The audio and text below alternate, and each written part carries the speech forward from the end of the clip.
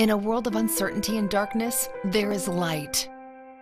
It's a light that shines in 60,000 households in the 13 counties of the Diocese of Erie. And it illuminates thousands more lives of friends, relatives, neighbors, strangers, people in need, people who need you. For them, for you, this light is the Catholic Services Appeal. Greetings. I am Bishop Lawrence Persico. It's my pleasure to share a few thoughts with you as we prepare for the 2013 Catholic Services Appeal. As you know, I've only been serving the Diocese of Erie for a few months, but the kindness of the people of these 13 counties has been immediately apparent. I am grateful for the warm, personal welcome I've received. I've truly encountered a wonderful spirit among the people I've met. You are generous and compassionate and interested in reaching out to those in need. You've spoken of the challenges endured by hardworking people faced with unemployment. I've learned of families dealing with hurting marriages, of refugees coming to the area with little more than a dream, and of the growing number of people struggling to keep food on the table. In all of them, we see the face of Christ and find motivation to help through the light of the Gospels. For generations, this light has been passed heart to heart and hand to hand through the more than 90 ministries and services supported by the Catholic Services Appeal. I am honored to stand with you as one of tens of thousands of individuals in the Diocese of Erie who support the appeal. It is truly amazing to witness the hope and care we are able to provide together, united in the love of Christ. There is so much to do, but we do this work in light that illuminates the challenging path of faith for our young people. I've heard it said that 9 out of 10 college kids lose their faith while in college, so anything we can do to continue to preach the gospel to them and keep that faith alive is very important. It's very hard to be a Catholic teen in today's culture. The society doesn't lend itself toward living out an authentic faith, and so we really need to provide them with opportunities in ways where they can fellowship with students of the same faith so that they can realize they're not alone, and they can grow in their faith to live it out authentically. So great is this light that it can be seen from half a world away. A light that provides comfort and peace to refugees from the horrors of war. A lot of times people will ask, what is a refugee and why are we bringing those people here to Erie?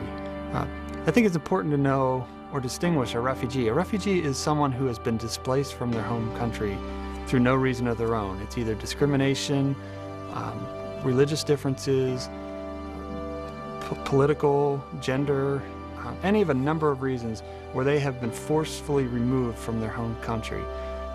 So when people say, why don't they go back home? Many of these people would love to go back home, but there's no home to go back to. The situation in Iraq, it's very bad. It's special with the civil war right there after 2003. Walking the street alone, I don't know what's gonna happen. Somebody will dress, they just go up and surprise me. I don't know what I will do. And also Ali, he was just walking. Somebody just stopped him and told him, give me your ID. He just read it. And if he didn't like what he read, like his religion, he will just kill him, you know? We get into the Erie airport, we just see that lady from Catholic Church. He was really happy that someone was waiting for us. And there's a car to carry our bags and sitting car. We have no idea what to do, so it was like peaceful for us. We're very grateful for the support we get through Catholic Charities and the Catholic Services Appeal. The monies and the resources that we receive greatly enhance our ability to provide services, and so we truly appreciate that support and we need it for our continuing services. the light of service shines in the windows of homes, in which the families, neighborhoods, and communities of the future are built, thanks to you. It spans all the income, it spans the entire income arena, from low end to high end. Things are going wrong for folks, and it's up to us to try to minimize that negative impact. Through the efforts of the staff in our office down at St. Martin Center, we've been able to save 363 families from foreclosure. We've enabled them to stay in their homes and retain ownership. The light leads Catholics who have been divorced on the rewarding path back to the sacraments.